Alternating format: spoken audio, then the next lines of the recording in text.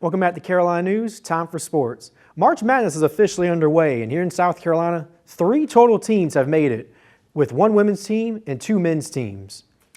And we're going to start with the women's side, and well, the women's team needs no introduction. Dawn Staley's Gamecock team is looking to repeat as national champions, and no women's team has won back-to-back championships since UConn won 4 in a row from 2013 to 2016.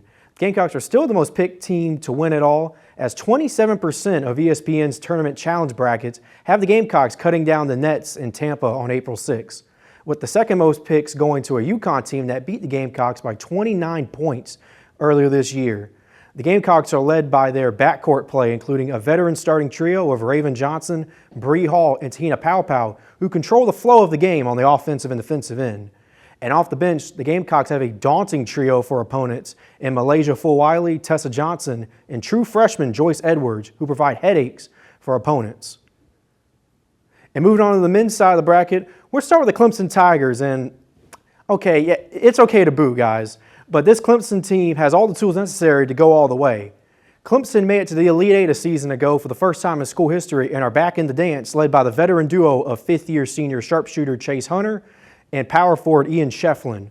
The Tigers also picked up 2 impactful transfers in the offseason, starting center Victor Locken and Jaden Zachary, who play anchor roles defensively in the front and back court, with 2 steals a game from Zachary and a block and a half per game from Locken. With Coach Brad Brownell signing a new contract extension today, could this be the Tigers' year? And we're going to move on to the other team from the state to make the tournament, and they look to shock the world. The Wofford Terriers enter as a 15 seed with a 19-15 record, only making the tournament after a miraculous run in the SoCon tournament, knocking off Furman in the finals.